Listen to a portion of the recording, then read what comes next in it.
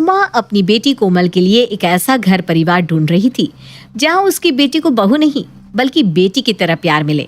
और इसी चक्कर में उमा ने कई सारे रिश्ते भी ठुकरा दिए थे, क्योंकि कोई भी बहू को बेटी की तरह रखने को तैयार ही नहीं था। एक रोज सुबह सुबह उमा हॉल में बैठी टीवी देख रही थी कि तभी उसकी पड़ोसन रजनी का उमा के घर आना होता है। अरे उमा, क्या बात है, बेटी हो तो कोमल जैसी। जब से तेरी कोमल ने घर को संभालना शुरू किया है ना, तब से तुझे तो बस आराम ही आराम है, किसी काम की चिंता नहीं। हाँ रजनी, जब से मेरी कोमल ने घर का काम संभाला है तब से मुझे किसी चीज़ की दिक्कत ही नहीं होती। सुबह शाम दोपहर का खाना पीना, झाड़ू पोछा, बर्तन और तो और सारे नाश्ते और पकवान मेरी कोमल ही बनाती है। अरे ये तो जिसके भी घर जाएगी उस घर को अपनी एनर्जी से खुश कर देगी। इसकी सास को इससे एक शिकायत नहीं होगी। तभी तो रजनी, मैं इसके लिए एक ऐसा घर ढूंढ रही हूँ जहाँ इसे बहू बनाकर नहीं बल्कि बेटी बनाकर रखा जाए। और इसी चक्कर में तू भी जानती है मैंने कितने रिश्ते ठुकरा दिए हैं। हाँ ये तो है। अरे देख तो, मेरी आवाज़ सुनी नहीं कि मेरे लिए चाय लेकर आ गई। खुश रह बेटी, हमेशा खुश रह। भगवान तुझे पति और ससुराल दोनों ही बहुत अच्छा दे। कोमल घर का सारा काम अच्छे से करती थी और घर से लेकर परिवार की जिम्मेदारी को भी काफी अच्छे से संभालती थी।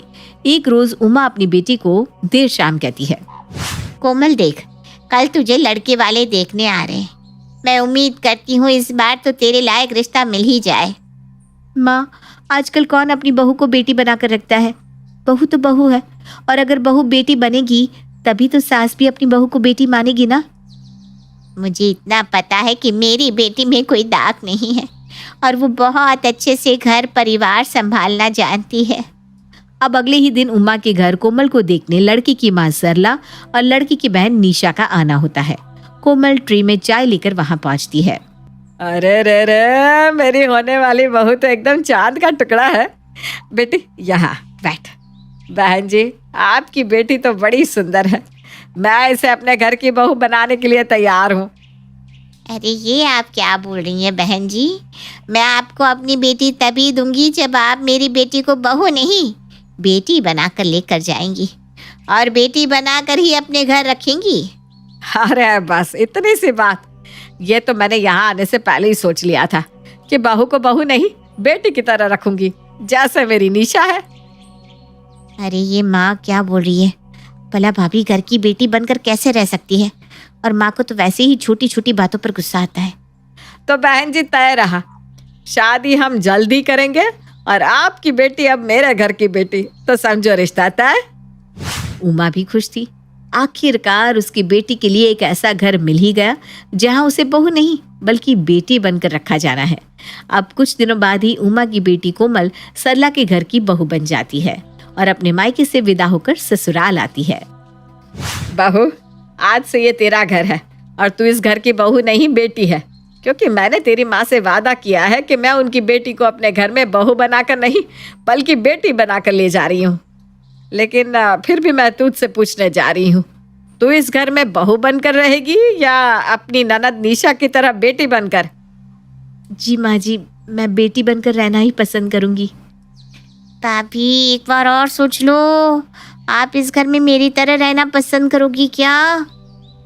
अरे इसमें सोचना क्या माँ जी, मैं इस घर की बेटी बनकर ही रहना चाहती हूँ। तो ठीक है बहू, तय रहा। तू इस घर की बहू नहीं बल्कि बेटी की तरह रहेगी। तुझे इस घर में किसी भी तरह की रोक टोक नहीं होगी। अभी जा तू आराम कर ले, शाम से तेरी ड्यूटी चालू हो जाएगी। निशा अपनी भाभी कोमल को उसके कमरे तक छोड़ आती है। अब निशा हॉल में बैठी अपनी माँ सरला से कहती है, माँ आपके दिमाग में क्या चल रहा है? ये बहू बेटी बेटी बहू, सच सच बताइए ना। अरे अभी तो शुरुआत है, तू आगे आगे देख होता है क्या। मुझे तो कुछ भी समझ में नहीं आ रहा आप क्या कहना चाहती हैं। खैर मैं काम कर लेती हूँ, किचन में बहुत सारे बर्तन पड़े हैं। निशा काम करने चली जाती है और सरला हॉल में बैठी टीवी देख रही होती है। कुछ समय बाद यानी देर शाम कोमल अपनी सास से खाने के बारे में पूछने आती है। माँ जी, आज खाने में क्या बनेगा? आज वैसे भी मेरी पहली रसोई है तो मैं कुछ अच्छा सा बना लेती हूँ। हाँ बहू, मेरा मतलब है कोमल बेटी, तुझे अपनी पहली रसोई की रस्म तो पूरी करनी होगी, लेकिन उसके साथ तो पहले ये लिस्ट पकड़ और निशा तो बे। इसमें ऐसा क्या लिस्ट है? राशन का लिस्ट है क्या? नहीं, लग तो नहीं रहा। इसमें तो काम और समय लिखा हुआ है कि मुझे क्या क्या करना है। हाँ, मेरे में भी कुछ ऐसा ही लिखा हुआ है, लेकिन ये काम के साथ समय का क्या लेना देना, मैं कुछ समझ नहीं पा रही हूँ। हाँ माँ, ये क्या है? मुझे भी कुछ समझ में नहीं आ रहा है। ये है कि तुम दोनों की काम की लिस्ट। जिस तरह निशा इस घर की बेटी है, उसी तरह अब तू भी इस घर की बेटी है, तो मैंने तुम दोनों के काम को आधा आधा बांट दिया है। इसका मतलब आधा काम मैं करूंगी और आधा काम भाभी? बेटी बोलकर इतना सारा काम करने को कह रही है, और अगर बहू बनती तो क्या होती? ये तो पूछना पड़ेगा ननद जी से। कोमल को काम की तो वैसे आदत थी, लेकिन वो ये उम्मीद कर रही थी कि उसकी सास ने जब उसे बेटी मान ही लिया है तो घर के कामों में भी समझौता होगा। लेकिन देर शाम ही सरला अपनी बहू को एक लंबा चौड़ा लिस्ट थमा देती है। कोमल काम कर करके थक जाती है। शादी को 15 दिन भी ठीक से नहीं हुए और इन लोगों ने तो एक नई नवेली दुल्हन को नौकरी बना दिया है। थोड़ा सा ही तरस खा लेते। पहले ननद जी भी काम कर लेती थी, लेकिन अब तो उन्होंने भी नखरे दिखाना शुरू कर दिया है। सरला अपनी बहू के पास आती है। अरे बहू, यहाँ ऐसे कैसे बैठी हुई है? आज तेरी लिस्ट में ज्यादा काम था क्या? और निशा कहाँ है? माँ जी, उनके बदले का काम भी मैं ही कर रही हूँ। वो तो अपने कमरे में फोन पर लगी हुई है। उसे तो मैं अभी बताती हूँ। जहाँ जाएगी कल को मुझे ही गालियाँ सुनवाएगी। ये एक नंबर की निकम्मी है। ऐसे ही समय बीत रहा होता है और कोमल को अपने घर से भी ज्यादा काम करना पड़ रहा होता है। यहाँ तक कि निशा भी अब कुछ भी नहीं करती थी। और ऐसे में कोमल के मन में एक बात आती है। अब तो मैं ननद जी से ही पूछती हूँ कि अगर मैं इस घर की बहू बनकर आती तो मेरे साथ क्या होता।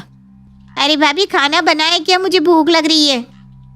अब रोटी तो बना दी है मैंने, लेकिन पहले आप मुझे ये बताओ, अगर मैं इस घर की बहू होती तो माँ जी मुझसे कितना काम करवाती? आप सोच भी नहीं सकते हो उतना, क्योंकि माँ को बेटी के लिए थोड़ा प्यार तो आ ही जाता है। पर सास बहू में तो वैसी बात ही नहीं होती ना। इससे दुगना काम? मतलब वो आस पड़ोस के घर के काम भी मुझसे ही करवाती क्या? हे प्रभु, तूने मुझे बचा लिया। ये काम कम है क्या? बल्कि आप तो भाभी मेरे हिस्से का काम करती हो। अब बहन हो तो इतना तो करना पड़ेगा ना। ये बुढ़िया तो खेल गई। बेटी बोल बोलकर घर के काम के साथ अपनी बेटी के हिस्से का काम भी मुझसे करवाती है। इसमें भी इनकी कोई गलती नहीं है। मेरी माँ को ही मेरी दूसरी माँ की तलाश थी, तो मिल गई मुझे सास के रूप में। कोमल अपने ससुराल में बेटी बनकर पछता रही थी, लेकिन यहाँ तो बहू का उससे भी बुरा हाल है। और वो देर शाम अपनी माँ उमा को फोन करती है। कैसी है मेरी कोमल बिटिया? सब ठीक तो है ना? कुछ ठीक नहीं है माँ।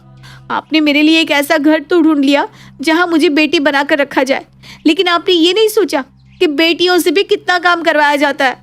और तो और मेरी सास ने मुझे बेटी बनाकर इतना काम करवा लिया है कि अब मेरी बॉडी काम ही नहीं कर रही।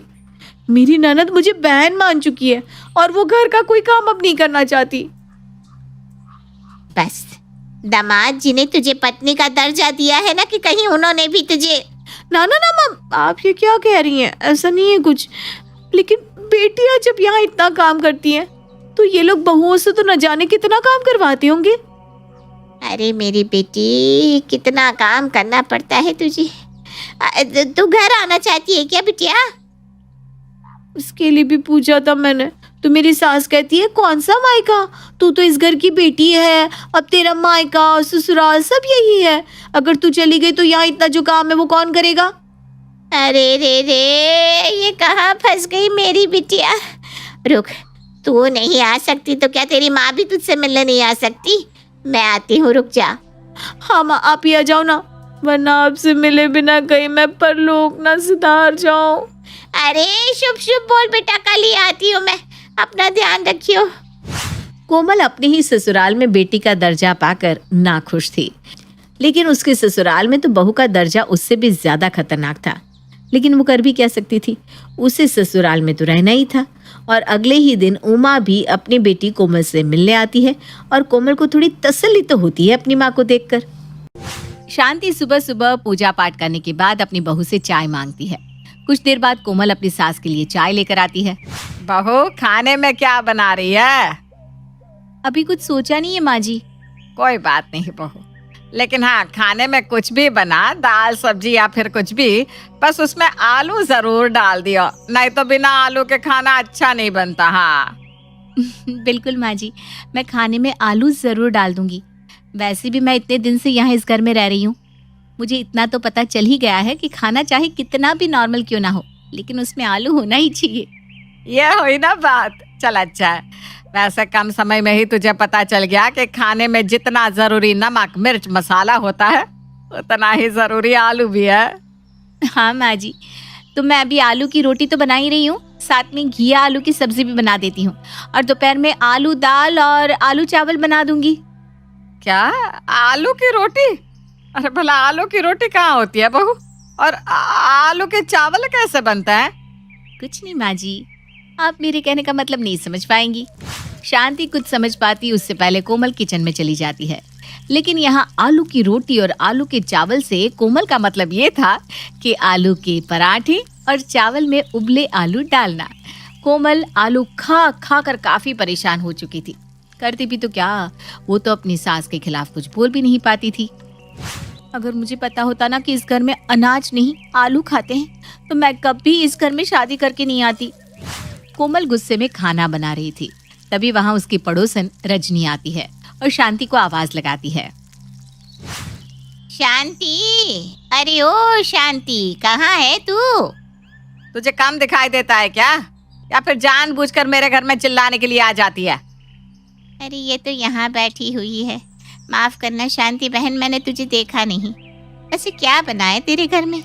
अगर कुछ बना है तो थोड़ा दे दे। वो क्या है ना, मेरा पोता खाने को लेकर थोड़ा ड्रामा कर रहा है। रजनी शांति से बात कर रही थी, तभी कोमल वहां आ जाती है। रजनी काकी, आप बिना गलत पते पर आ गए। आपके घर में तो फिर भी अच्छा खाना बनता है, लेकिन मेरे घर का हाल तो आपके घर से भी बुरा है। और वैसे भी हमारे घर के बारे में आपसे अच्छा और कौन ही जान सकता है। आलू चावल में आलू। बाहो, तुझे नहीं लगता कुछ तू ज्यादा ही बोल रही है? तो माँ जी गलत क्या बोल रही हूँ, मैं सही तो बोल रही हूँ। आपको पता है काकी, कल रात पापा जी ने खीर में आलू डालकर खीर खाई थी। क्या बात कर रही है बहू तू? खीर में आलू कौन खाता है? अरे रजनी, तू तो मेरे इनकी हरकतों को अच्छे से जानती है, फिर भी ऐसी बात कर रही है। हाँ हाँ सब जानती हूँ, लेकिन इतने आलू खाना भी सही नहीं है। रजनी की बातों का जवाब शांति नहीं देती और वहां से चली जाती है। तभी कोमल अपनी पड़ोसन से कहती है, देख रही है काकी आप किस तरह से ये अपनी हरकत ससुर जी पर थोप रही हैं। अरे इन्हें तो आदत ही पड़ गई है आलू खाने की, कि इतना आलू खा रही हैं और साथ में खिला रही है कि मेरी कमर अब कमर नहीं बल्कि कमरा हो गई है। मैं तो इनके आलू से बड़ी परेशान हो गई हूँ। बहू मैं समझ सकती हूँ तेरा दुख, लेकिन सारा दोष ना तेरी सास का है कि अपने आगे किसी की चलने ही नहीं देती। वैसे तुझे एक राज की बात बताऊं, तेरी सास की बड़ी बहन है कांता। शांति उससे बहुत डरती है। अगर शांति को कोई लाइन पर ला सकता है तो वो तेरी मौसी सास ही है। इतना बोलकर रजनी वहां से चली जाती है, पर कोमल के माइंड में रजनी की बात रह जाती है और रात को वो अपनी मौसी सास को फोन करके सब कुछ बता देती है। मौसी जी, अब आप ही कुछ कर सकती हैं। तू चिंता मत कर बहू, अगर ऐसी बात है तो मैं कल ही तेरे घर आती हूँ। अगले दिन अब कोमल किचन में खाना बना रही थी, तभी वहाँ कोमल के ससुर अशोक जी आते हैं। बहू खाना बन गया क्या? बहुत जोर से भूख लगी है। बस होने ही वाला है पापा जी। वैसे आज आपको इतनी जल्दी भूख लग रही है? वो क्या है ना, आज बाहर के चक्कर ज्यादा लगा कर आ गया, इसलिए थक गया हूँ। वैसे आज खाने में बन क्या रहा है? और इस घर में बन ही क्या सकता है पापा जी। सुबह शाम एक ही काम है मेरा, ढेर सारे आलू उबालना, उसके बाद उसके छिलके उतारना, दाल चावल सब्जी सब में आलू डालना। कोमल को आलू बिल्कुल पसंद नहीं था। वो खाना भी खाने बैठती तो आलू को छांट दिया करती। ऐसे ही एक शाम कोमल शाम का खाना बना रही थी, तभी वहां शांति आती है। बहू, आज खाने में क्या बना रही है? माँ जी, आलू के अलावा इस घर में और कुछ बनता भी है क्या? कैसी बात कर रही है बहू? अरे आलू के अलावा दाल चावल सब्जी सब तो बनता है, बस फर्क इतना रहता है कि सभी में मैं आलू डलवा देती हूँ। इसी बात का तो रोना है माँ जी कि आप सब में आलू डलवा देती हैं। माँ जी, आलू के अलावा और भी सब्जियां बनती है, आप उन्हें क्यों नहीं खाती?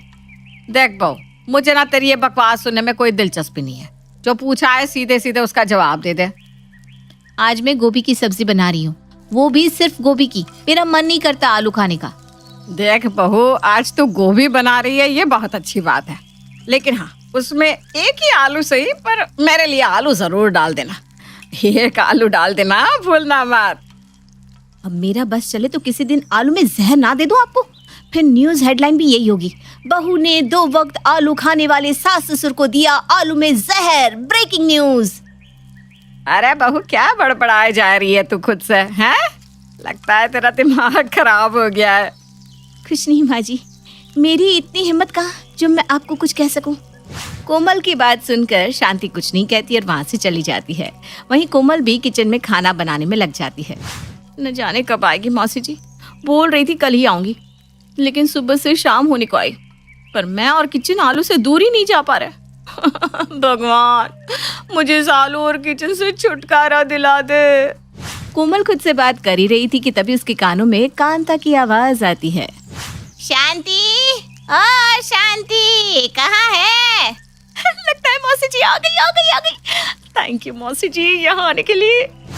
कोमल खुशी से फूली नहीं समा रही थी।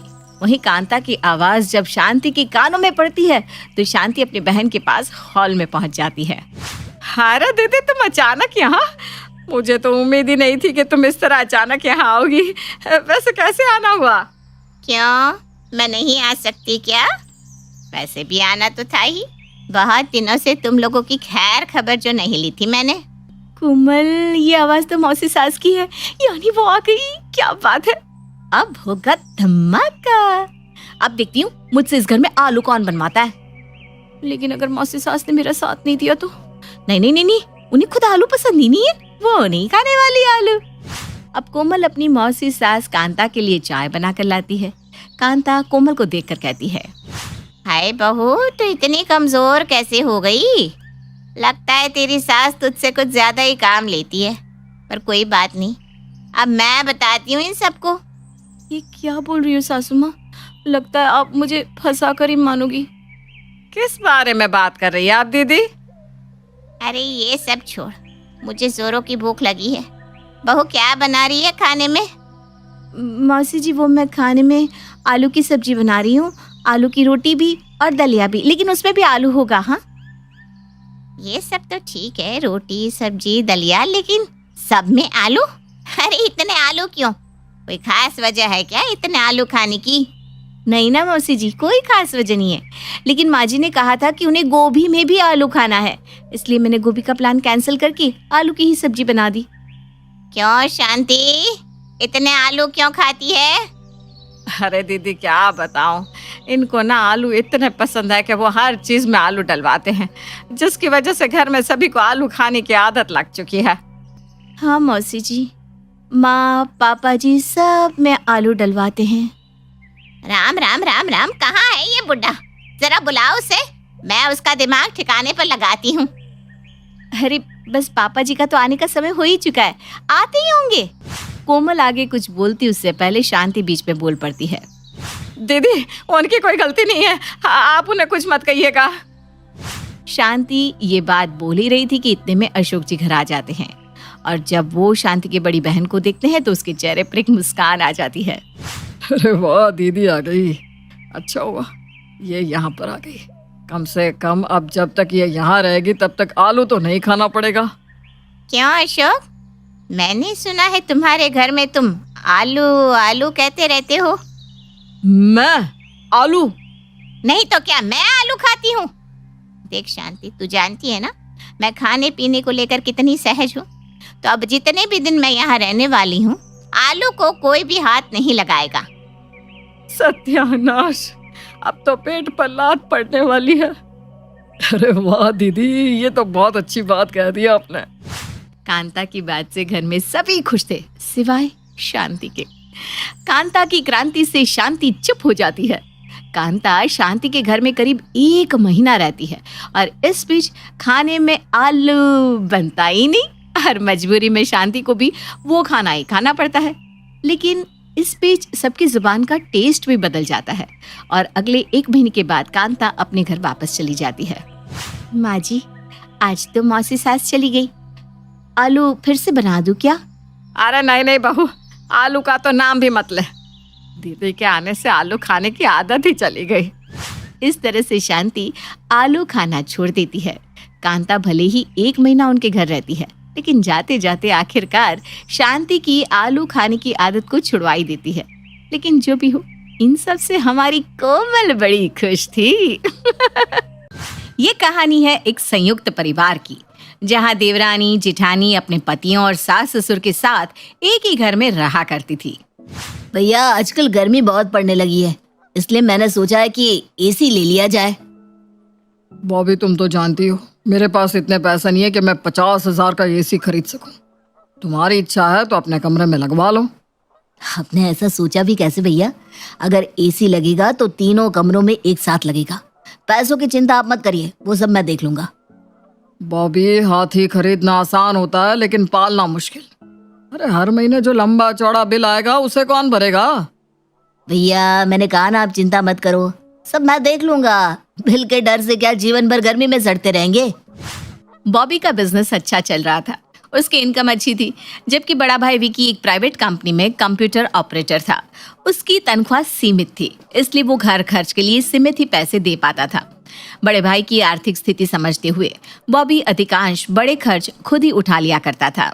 एक दिन, बॉबी भाई, एक बढ़िया स्कीम लेकर आया हूँ। एक ऐप है, आपको उसे डाउनलोड करना है और उसमें पैसे लगाने हैं। आपको आपके पैसे का 2 गुना पैसा मिलेगा, गारंटीड।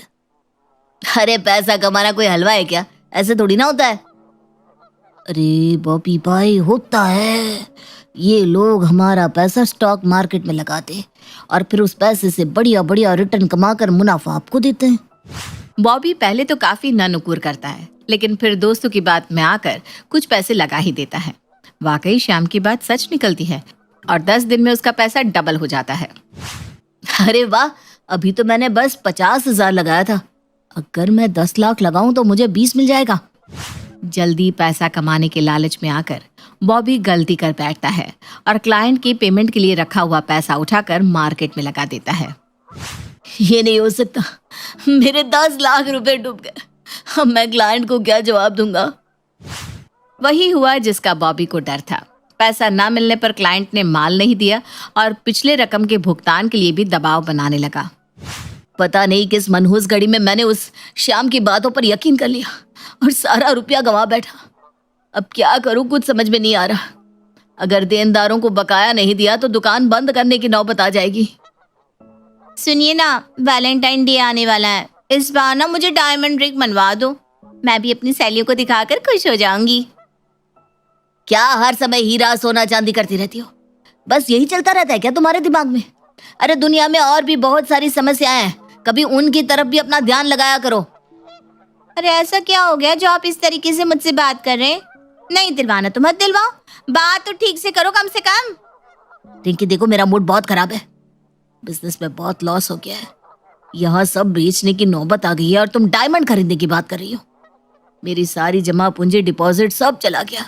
मैं बिल्कुल बर्बाद हो गया रिंकी। मुझे तो कुछ भी समझ में नहीं आ रहा कि अब क्या होगा। आप परेशान मत हो, भगवान कोई ना कोई रास्ता जरूर निकालेंगे हमारे लिए। कुछ दिन बाद, बॉबी, इस महीने तुमने घर खर्च में अपना शेयर नहीं दिया। पिछले महीने भी तुमने आधे ही पैसे दिए थे।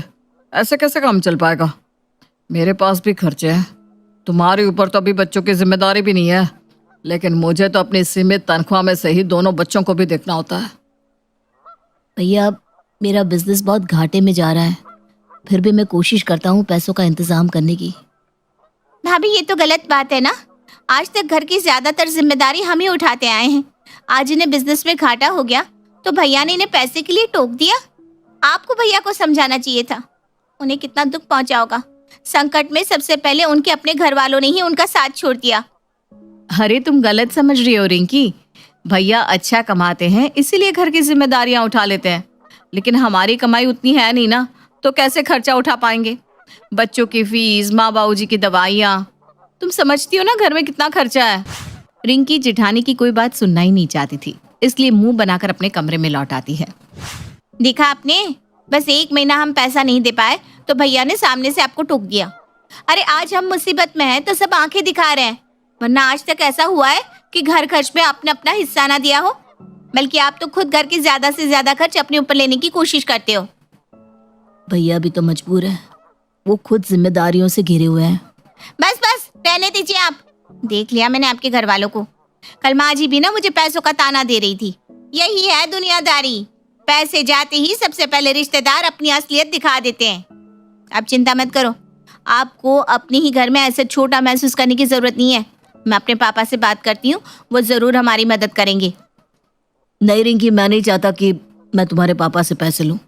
अपने घर में सबकी 4 बातें सुनना तो तुम्हें बर्दाश्त है, लेकिन मेरे पापा से पैसे लेकर सम्मान से अपना बिजनेस चलाना मंजूर नहीं। अरे मैं उनकी इकलौती बेटी हूँ, उनका जो भी है सब मेरा ही तो है, और मुझे पूरा यकीन है पापा को आपकी मदद करने में खुशी ही होगी। रिंकी के बार बार समझाने पर बॉबी अपने ससुर तुकाराम से पैसे लेने के लिए तैयार हो जाता है। बेटा, रिंकी ने बताया कि तुम्हारा बिजनेस बहुत घाटे में चला गया है, जिसकी वजह से तुम्हारे ऊपर काफ़ी कर्ज हो गया है। वैसे तो मैं रिश्तेदारी में रुपयों का लेन देन करना कुछ खास पसंद नहीं करता, लेकिन यहाँ बात मेरी बेटी रिंकी के जीवन की है, इसलिए मैं तुम्हें 10 लाख रुपए देने के लिए तैयार हूँ। तुम पैसा ले लो और अपने बिजनेस में लगा दो। व्यापार में तो नफा नुकसान चलता ही रहता है पापा जी। आज मुझे नुकसान हुआ है, कल को फायदा भी होगा। जैसे ही मेरा बिजनेस चलने लगेगा मैं आपके रुपए वापस कर दूंगा। बेटा, 30 साल से मैं व्यापार कर रहा हूँ, और व्यापार का गुणा भाग मेरे से ज्यादा कोई नहीं जान सकता। मेरा मूल तो तुम वापस कर दोगे, लेकिन ब्याज का क्या? और एक अच्छा व्यापारी कोई भी घाटे का सौदा नहीं करता। मैं कुछ समझा नहीं पापा जी, क्या कहना चाहते हैं आप? अरे बेटा, मैं तो मजाक कर रहा था। मजाक नहीं समझते क्या? चिंता की कोई बात नहीं, मैंने तुम्हारे अकाउंट में पैसे ट्रांसफर कर दिए हैं। तुम अपना काम आगे बढ़ाओ। तुकाराम ने मजाक कहकर बात को खत्म तो कर दिया था, लेकिन बॉबी को कहीं ना कहीं रिंकी के पिता की कही हुई बातें खटक रही थी। उसे इतना तो समझ में आ ही गया था कि वो मजाक नहीं कर रहे थे।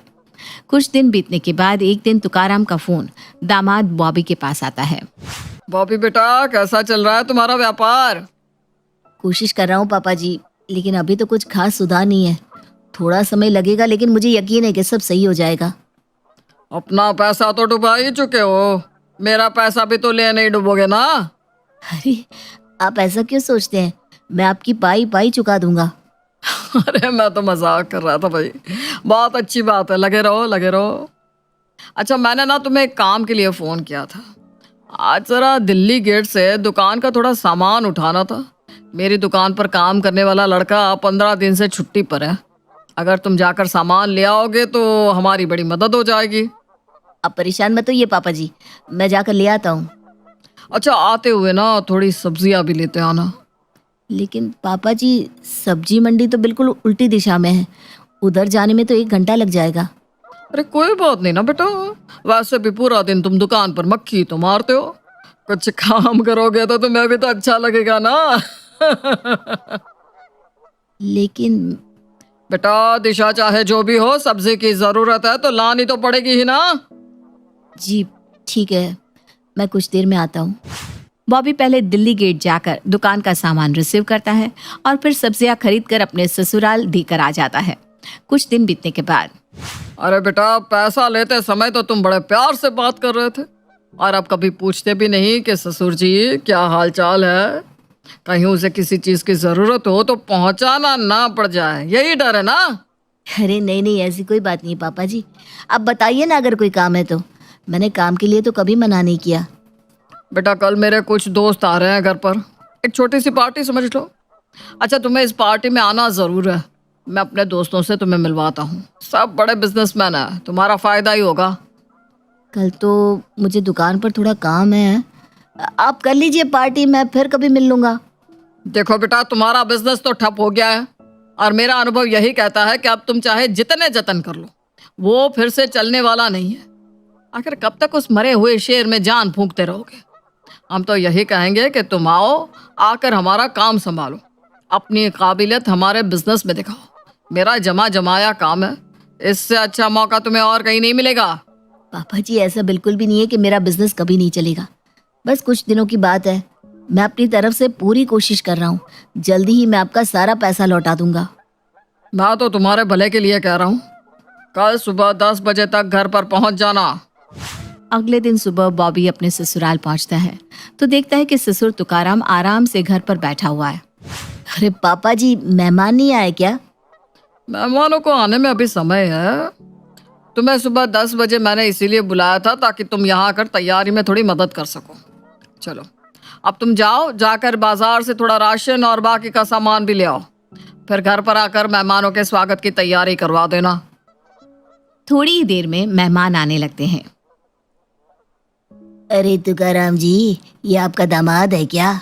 जी जी भाई साहब, बिल्कुल सही पहचाना। ये हमारे दामाद ही हैं। करते क्या है आपके दामाद? जी मेरा कपड़ों का एक छोटा सा बिजनेस है। बिजनेस है नहीं, बिजनेस था। बिजनेस तो तुमने पूरा चौपट कर दिया है। अब उसमें है जैसा बचा ही क्या है। तुकाराम की बात सुनकर उसके सभी मित्र हंसने लगते हैं। अरे भाई साहब, पूरा 10 लाख की चपत लगवाई है साहबजादे ने। अब बेटी का चेहरा देखकर सारा घाटा हमें ही सहना पड़ा। क्या कर सकते हैं। एक बात बताइए, बिजनेस कर पाना हर किसी के बस का होता है क्या? व्यापार को चलाने के लिए लोमड़ी जैसी बुद्धि और बगुले जैसा ध्यान चाहिए होता है। और ये खूबियां सभी में होते नहीं। पापा जी, आपको मेरे व्यापार का घाटा सहने की कोई जरूरत नहीं है। मैंने बस आपसे उधार पैसे लिए हैं और ये वादा भी किया है कि समय आने पर मैं आपका पूरा रुपया चुका दूंगा। देख रहे हैं आप तेवर इनके। वो कहते हैं ना, रस्सी जल गई लेकिन बल नहीं गया। सिर्फ कह देने से रकम चुकता नहीं हो जाती। 10 लाख कितनी बड़ी रकम होती है, समझते भी हो तुम? 10 लाख रुपए कमाने में आधी उम्र बीत जाएगी तुम्हारी। हम तो कह रहे हैं कि यहीं आकर हमारे पास रहो और हमारा व्यापार संभालो। नफा नुकसान सब हम देख लेंगे। लेकिन ये हमारी बात सुनने को तैयार नहीं। तुकाराम की बातें अब बॉबी के बर्दाश्त से बाहर हो रही थी, इसलिए वो उठकर वहां से सीधा अपने घर आ जाता है। रिंकी के पापा से पैसे लेकर मैंने अपने जीवन की सबसे बड़ी गलती कर दी है। वो मुझे नीचा दिखाने का कोई मौका नहीं छोड़ते। घर के काम तो मुझसे करवाते ही थे, लेकिन आज तो उन्होंने अपने दोस्तों के सामने भी मुझे बेइज्जत कर दिया और बार बार मुझ पर अपने यहाँ आकर रहने के लिए दबाव बना रहे हैं। सो अलग, अगर इस समय रिंकी से मैंने कुछ भी कहा तो वो तो यही समझेगी कि मैं उसके पापा की भलाई का बदला उन्हें दोष देकर चुका रहा हूँ। इसलिए जब तक पैसों का इंतजाम नहीं हो जाता, मुझे चुपचाप सब कुछ बर्दाश्त करना ही होगा। कुछ दिन बाद, ये ले बेटा, पूरे 10 लाख रुपए हैं। ये रुपये ले जाकर तू अपने पापा को दे देना। लेकिन माँ जी, आपके पास इतनी बड़ी रकम आई कहाँ से? मैंने अपने और बड़ी बहू के सारे गहने बेच दिए हैं। उन्हीं गहनों को बेचकर मैंने 10 लाख रुपए का इंतजाम किया है। लेकिन आपको गहने बेचने की क्या जरूरत थी? पैसा तो मेरे पापा ने दे ही दिया था और उन्हें पैसा लौटाने की ऐसी कौन सी जल्दी थी आपको कि ये कदम उठाना पड़ा? इतनी भी भोली मत बनो रिंकी, जैसे तुम्हें कुछ पता ही नहीं है।